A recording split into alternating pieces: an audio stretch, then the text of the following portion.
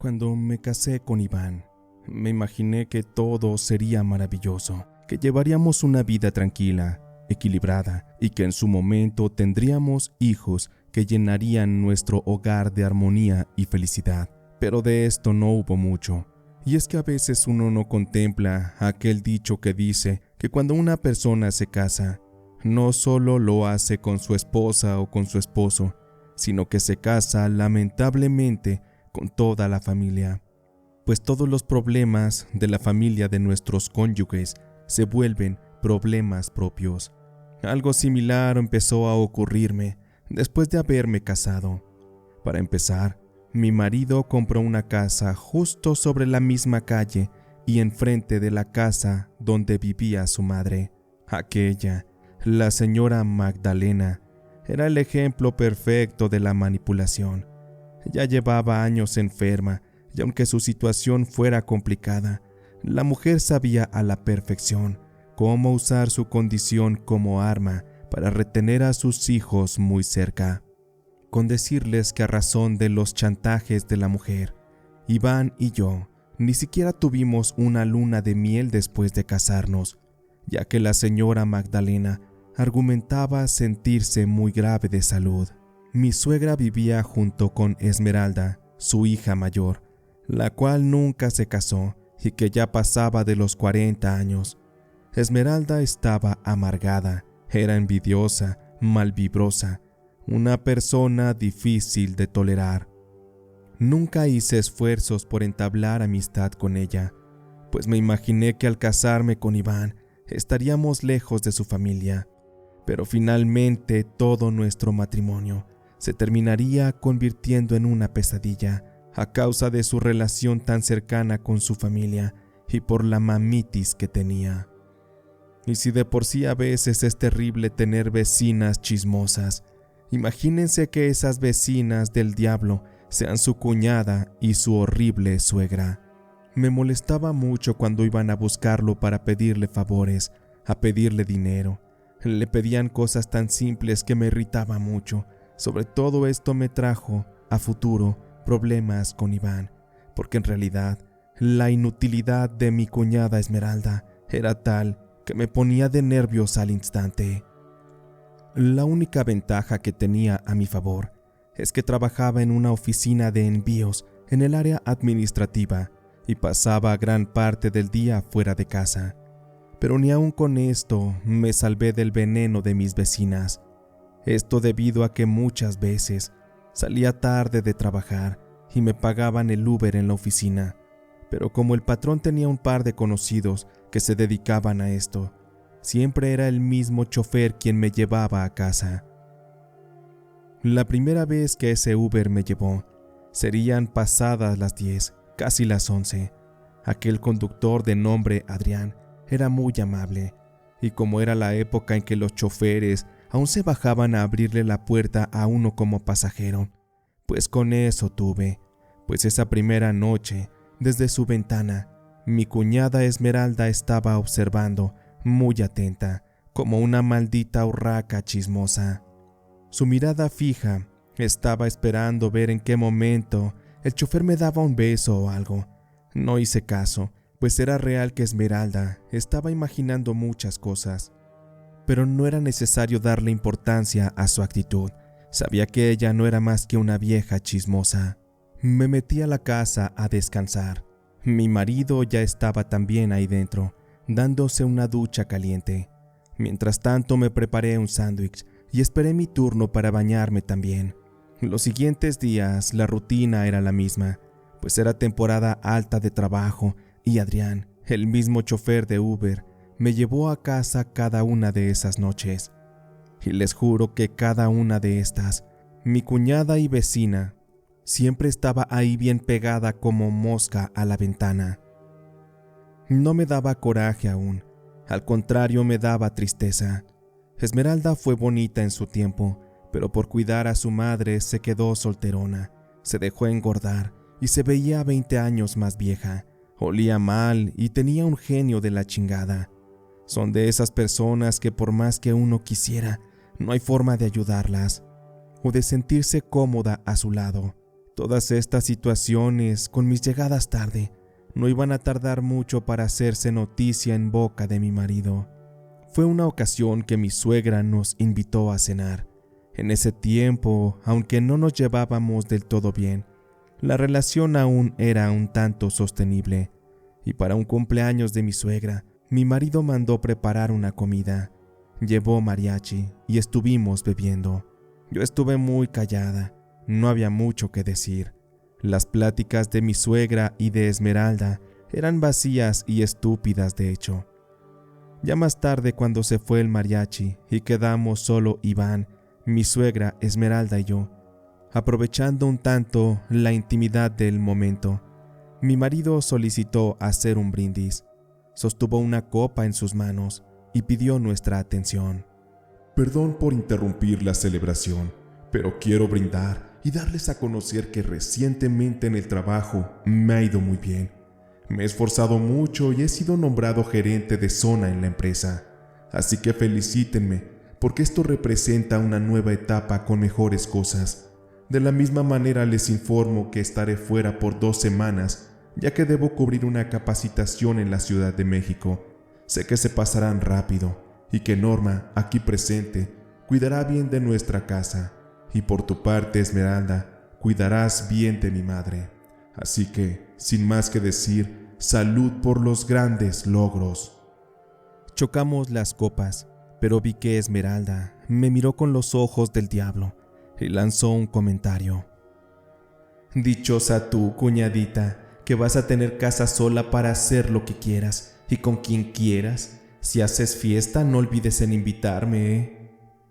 No me dio risa su comentario. A Iván tampoco le cayó bien, pero lo disimuló y seguimos con la charla. Esmeralda sabía que ya había inyectado su primera dosis de veneno y esto era solo el principio.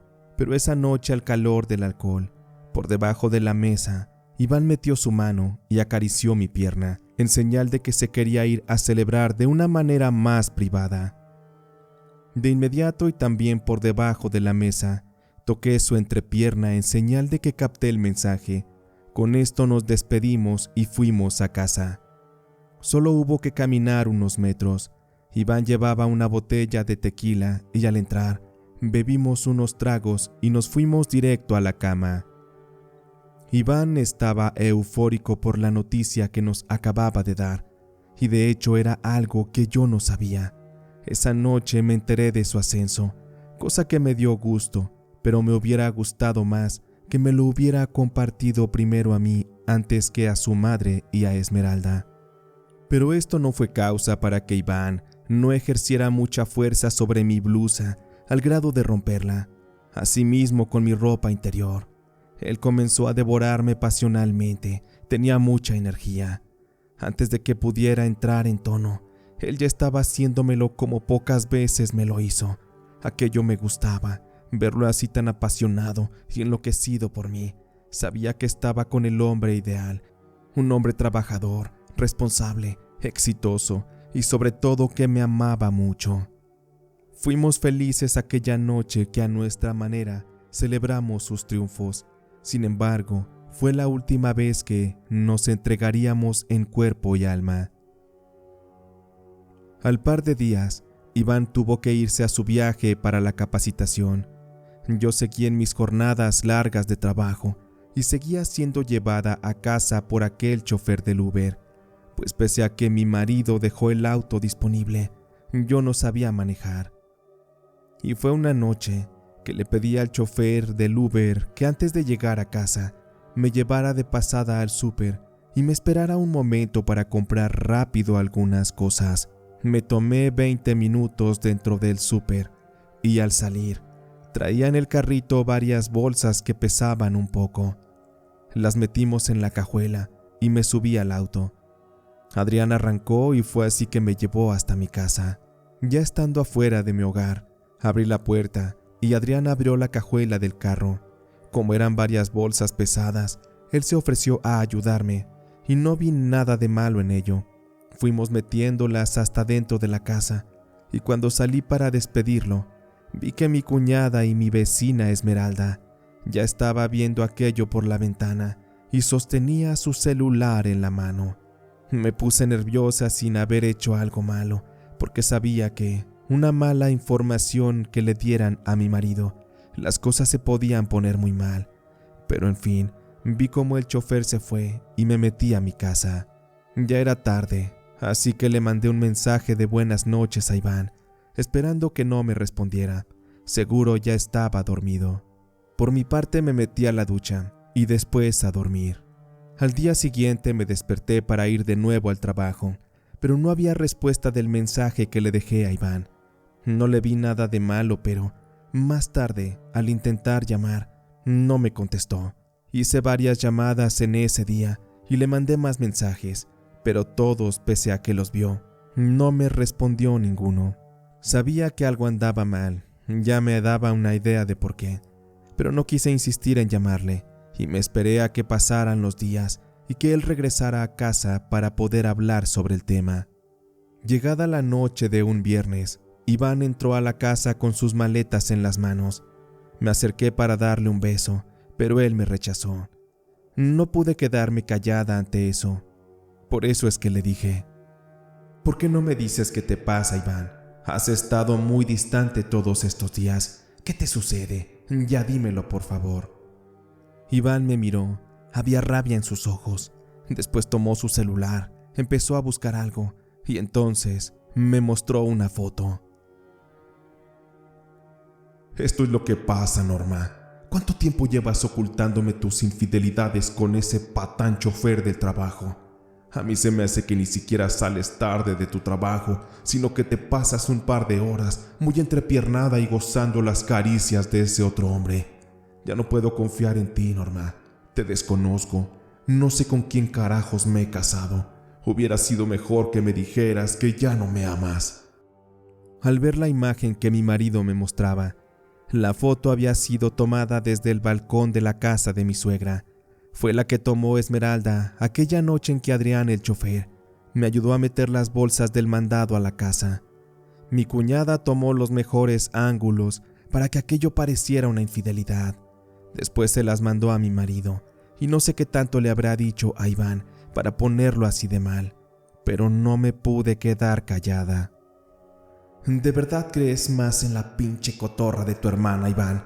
Ya me tiene cansada, que solo me está espiando por la ventana a ver qué hago y qué no hago. Tú bien sabes que ni Esmeralda ni la pinche chantajista de tu madre me quieren. Piensan que estoy contigo por interés, pero lo que no saben es que yo me gano mi propio dinero trabajando, y eso que ves en la imagen en el celular es un completo malentendido. Ese chofer solo me ayudó a meter unas bolsas pesadas de mandado, pero tu hermana seguro inventó un sinfín de cosas sobre esto. Pero allá tú si le crees. Parece que no te has dado cuenta de que esas dos no son más que unas chismosas y muertas de hambre, que no tienen que hacer más que estar de metiches. Iván no escuchó casi nada de lo que le dije, solo las ofensas hacia su madre y hacia su hermana. ¿Qué te pasa, Norma? ¿Cómo eres capaz de ofender a mi madre y a mi hermana de esa forma? Ya veo que eres toda una fichita, Norma González. No sé cómo me pude fijar en ti. Estoy tan arrepentido de haberme casado contigo. No pude escuchar más al patán de mi marido y de inmediato salí a la calle a tocarle a la casa de mi suegra. Golpeé la puerta tan fuerte que de inmediato salió Esmeralda y sin decirle nada le metí tremenda cachetada. ¿Cómo te has atrevido a meterle ideas en la cabeza, Iván? ¿De veras que no tienes vergüenza? Esmeralda se levantó y comenzó a ofenderme. Pues, ¿qué querías, cuñadita? Tenía que decirle a mi hermano que no eres más que una piruja y que ya llevas buen tiempo aflojándose la sal del Uber. Eres poca cosa para Iván y lo mejor es que te largues de su vida. No sé por qué, pero perdí el control. La agarré del cabello y comencé a sacudirla. Esmeralda nomás gritaba y pedía ayuda a su madre. De inmediato la señora Magdalena salió y entre ella e Iván trataron de separarnos. Para este momento ya los vecinos habían salido a ver la pelea y sin querer, de un movimiento involuntario, le metí tremendo golpe a mi suegra, la cual fue a dar hasta el suelo. La situación no fue tan grave, pero la pinche vieja aprovechó para sacar provecho. Ay, mijito, me duele mucho. Llévame al hospital, mira, no me puedo mover. Toda la atención se fue hacia la señora Magdalena. Entre Iván y otro señor, la subieron al carro y la llevaron al hospital, según ella agonizando. Mientras mi marido estaba fuera de casa, me metí para sacar mis cosas y me largué antes de que Iván regresara y me fui directo para la casa de mi madre. Me sentía terrible, humillada, sobre todo por la forma que reaccioné y el escándalo que originé al ir a pelearme con Esmeralda. Ahora entiendo que fue indigno defender mi amor por Iván después de que él desconfiara de mí. Pero no regresé a la casa en varios días. Iván me llamó solo para pedirme que pasara a recoger algunas de las cosas que había dejado, y así lo hice. Pero al regresar a la casa, me llevé a una sorpresa, pues mi marido ya había metido a vivir a su madre y a Esmeralda. Mi suegra estaba en silla de ruedas, supuestamente por la caída que se dio aquel día, pero todo era teatro seguramente, para causar lástima ante mi marido. Traté de ignorarlas y subí a tomar lo que me pertenecía, y al salir, Iván me dijo que el abogado me llamaría pronto para lo del divorcio. Él no se mostró empático, sino muy frío con sus palabras. Parecía seguir muy molesto conmigo. Aparte de eso, recuerdo la mirada fría que Esmeralda me hizo antes de que me fuera de esa casa. Esos ojos los recuerdo como los del mismo diablo. Me retiré, me subí a un taxi y regresé a casa de mi madre. Los días siguientes había estado cansada, triste y sobre todo con náuseas. Mi madre se dio cuenta de ello y me pidió que fuéramos al médico. Eso me puso nerviosa, pues mi madre me dijo que esos eran síntomas de embarazo, y en efecto ella tenía razón, y por lo que podía calcular, el encuentro de amor que tuve con Iván antes de su partida a su capacitación había hecho crecer la semilla de la vida en mi vientre. Esto no era cosa sencilla, así que lo cité para vernos. Al principio Iván se mostró con rechazo ante la idea, pero le dije que era algo muy importante. Finalmente llegamos al café donde siempre nos reuníamos cuando éramos novios. Yo no tenía la intención de atarlo a mí o pedirle que me amara de nuevo, solo quería informarle aquello y hacerle saber que tendría una responsabilidad aún estando separados. Pero al decirle que sería padre, su reacción no fue la mejor. De hecho, me contestó muy enojado. A mí no me vengas con esas cosas, Norma. Ese hijo no debe de ser mío. Seguramente es el fruto de tantas noches que te acostaste con el chofer ese. ¿Por qué no vas y le reclamas a él? Seguramente porque es un muerto de hambre, y como yo ya tengo dinero, pues por eso vienes a decirme que es mío. De veras que no eres nada tonta, y me saliste toda una interesada, Norma. Mejor lárgate, no te quiero ver nunca más. Me fui del café llorando. Sentí que había perdido lo último que me quedaba de dignidad, pero para mí todo lo relacionado a Iván ya se había terminado. Traté de seguir con mi vida, pero las cosas en el embarazo de pronto se empezaron a complicar. Sentía como si me quemara por dentro el vientre. La debilidad que me acechaba era terrible y unos dolores de cabeza me azotaban al grado de incapacitarme, pues la vista se me hacía borrosa y me mareaba mucho. Se me estaba complicando la vida, porque al ir a visitar al médico, me realizó estudios, ultrasonidos, y me dijo que todo iba bien, que quizás solo era estrés y nerviosismos típicos de una madre primeriza. Pero aquello no se trataba de algo tan simple como estrés, y mi madre me ayudó a intuirlo. Caímos en esta conclusión mi madre y yo, después de haber recibido un par de mensajes de mi cuñada y mi antigua vecina Esmeralda. En su mensaje al celular decía lo siguiente: «Ojalá se te muera el bebé, maldita, por prontita, y por querer embarrar a mi hermano en tus porquerías. Sabrá Dios quién es el padre, porque aquí nomás te conocemos a tu amante el del Uber, pero seguro tenías más aventuras bien guardadas. pero por eso Dios te está dando tu merecido. A propósito, mira, mi hermano ya es feliz. Esmeralda me mandó una foto donde salía Iván muy abrazado y aparentemente enamorado de otra mujer. Eso me dolió, porque todo lo que estaba viviendo era una injusticia. Pero, ¿qué hacerle? Tenía que ocuparme de mí misma. Cuando le conté todo esto a mi madre, ella me sorprendió con algo que no me esperaba. Ay, mi hija, deberías cuidarte de esa mujer, porque con todo lo que te dijo y con todo lo que estás sintiendo, no vaya a ser que te esté deseando el mal y que te esté haciendo brujería. Sé que parecerá una locura, pero no está de más que busquemos a alguien que te haga una limpia. Me pareció de verdad una locura lo que mi madre me decía, y le dije que lo pensaría. En realidad no creía en esas cosas, pero hubo algo que me hizo cambiar de opinión. Primero que nada, los malestares cada día eran mayores, y aparte de esto, una noche, mi madre escuchó que alguien andaba afuera de la casa. La silueta de una persona se vio a través de la ventana, y cuando mi madre se asomó, vio a una misteriosa mujer que se alejó de la casa. Esto era muy sospechoso, por lo tanto, se dirigió mi madre para abrir la puerta y tratar de identificar quién estaba husmeando por la casa. Cuando abrió y salió a la calle, se dio cuenta de algo terrible, pues al pie de la puerta nos habían dejado una bolsa negra pequeña. Llevaba aquella un par de nudos, pero parecía escurrirle un tanto de sangre. Mi madre describe aquella bolsa con una consistencia extraña y una pestilencia horrible, pues la tomó en sus manos para llevarla al tambo de basura, el cual estaba a la vuelta de la casa.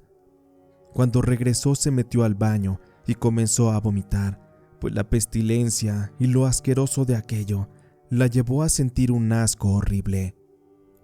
Cuando terminó, muy agitada, me dijo: «No hay dudas, hija, esa mujer te está haciendo brujería. Necesitamos hacerte una limpia, pero a la de ya. Si no vas a terminar muy mal con todo esto, por favor confía en mí, Norma. Sé que no crees en estas cosas, pero debes saber que esas viejas, tanto tu cuñada como tu suegra, son capaces de todo con tal de joderte. Solo vamos a intentarlo una vez, ¿te parece? Si no mejoran las cosas, te dejaré en paz con este tema». Suspiré y asentí, sabiendo que la terquedad de mi madre no iba a ceder. Así que días después, dada mi condición que no me permitía caminar mucho, porque eso representaría una amenaza de aborto grave, mi madre consiguió la ayuda de una mujer que iría a la casa para hacerme aquella limpia. La señora llamada Trinidad fue quien llegó. Tenía una mirada misteriosa, muy seria, como de esas señoras frías y duras de carácter, pero eso sí, muy comprometida con su labor. Después de entrar, le pidió permiso a mi madre para revisar la casa y ver qué tan mala energía había. La mujer estuvo husmeando y después pidió a mi madre que pusiera una ollita con agua a calentar hasta que ésta hirviera y soltara mucho vapor. Una vez que mi madre se la entregó, aquella olla emanaba grandes cantidades de vapor, y la mujer la tomó en sus manos, le metió algunas hierbas y dejó aquello reposar junto a la ventana de la casa para que se enfriara. Mientras aquello ocurría, vi cómo se empezó a empañar el cristal de aquella ventana, y en eso la mujer me sentó en una silla y con unas ramas de pirul me empezó a barrer. La señora rezaba y me sacudía. Se veía muy concentrada en lo suyo. Parecerá irreal, pero sentía escalofríos con aquello, como si algo de mi cuerpo se estuviera liberando. Hasta eso me sentía en buenas manos con aquella mujer. Pasaron algunos minutos así, y después la mujer nos dijo: «A ver, muchacha, párate. Y usted, señora, miren, vengan a ver esto». Caminamos hacia la ventana donde la mujer puso a enfriar el agua. El vapor de la ollita había empañado el cristal y había dejado ver la cara de lo que parecía un demonio que se formó con el vapor. «Ahí está el mal, ¿lo ven? Alguien lo trajo hasta aquí. Se trata de una mujer que quiere verte sufrir, muchacha. No sé qué le hiciste, pero son dos mujeres que quieren verte muerta. Eso no lo dudes. Agaché la cabeza. Todo tenía sentido. Además, mi madre le había contado mi historia a aquella bruja que me estaba ayudando, y respecto a todo me dijo: de veras que tu situación es difícil, muchacha. Verás que al que era tu marido, esa mujer también lo tiene trabajado para que ya no ponga los ojos sobre ti. Por ello es que rápido encontró el amor en los brazos de otra mujer. Pero lo siento, muchacha, por él no puedo hacer nada, solo por ti. Por eso estoy aquí. Para mí lo importante es salvarte y también salvar a tu criatura. Ahora mira, tómate este tecito y siéntate nuevamente en la silla. Quiero que cierres bien los ojos. Hice lo que la mujer me decía, y al instante comencé a sentir esos fuertes ardores en mi vientre. Sentí que el bebé se me venía, y en eso la mujer me puso sus manos en el vientre y comenzó a sobarme con suavidad. Rezaba y soplaba el humo de un puro. Sus manos tenían una calidez increíble, sanadora. Me llevaron a sentir un alivio muy rápido. Llevas una vida preciosa en tu vientre, muchacha. Va a ser una niña. Esta criatura te dará mucha felicidad. Será hermosa, con tus ojos. Y no debes preocuparte más. El mal ya se ha ido y ha regresado de donde vino. Ahora levántate y ve a recostarte a la cama. Necesitas descansar. Hice lo que la mujer me pidió. Me quedé dormida al instante y estuve teniendo delirios y mucha fiebre toda la noche. Mi madre estuvo cuidándome y me dijo al día siguiente que estuve llorando por horas mientras estaba casi inconsciente. Les juro que al despertar sentía una paz inmensa en mi mente, en mi corazón, un alivio que era necesario. Sentía que era feliz y que la vida me era ligera y me sonreía. A partir de ese día recuperé fuerza. Los malestares después de un par de días se fueron y regresé a trabajar. Estaba contenta y cuidándome de mi embarazo, dejando que la vida fluyera a mi favor. Pasaron los meses y así finalmente, tal y como me lo dijo la bruja Trinidad, di a luz a una hermosa niña, preciosa, pero no tenía mis ojos, sino los de Iván. Esa era la prueba más clara de que era su hija. Qué lástima que él rechazó su paternidad, pero ese ya no era tema. Yo me dediqué a ser feliz con mi hija y con mi madre. Éramos las tres disfrutando y aprendiendo del mundo. Mi hija me tenía muy feliz, y mientras esto ocurría, en la vida de Iván las cosas no iban tan bien, pues su madre, la señora Magdalena, se puso más grave de salud y necesitaba un trasplante de riñón de urgencia. Después de varios estudios, su hija Esmeralda sería la donadora. Todo se llevaría a cabo: estudios, análisis y finalmente la cirugía. El trasplante se llevó a cabo y la señora Magdalena salió bien. De alguna forma, ella tendría que aprender a sobrevivir con el único riñón que tenía y que era el que le había donado su hija.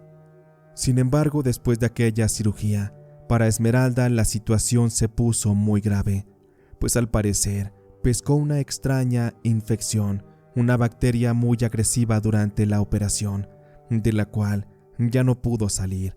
Su salud se complicó, se deterioró en un abrir y cerrar de ojos y terminaría muriendo en unas lamentables y tristes condiciones.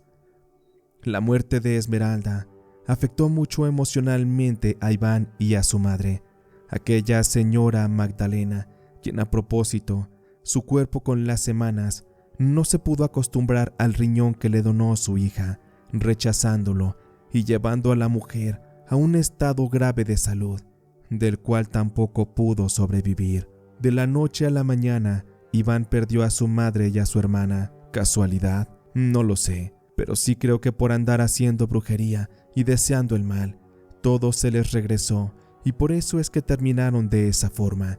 No me alegra para nada su muerte, pero ellas se buscaron su propio destino y no hay nada ya que hacer. Causa y efecto es parte de la vida de todos y es una ley que no se puede evitar.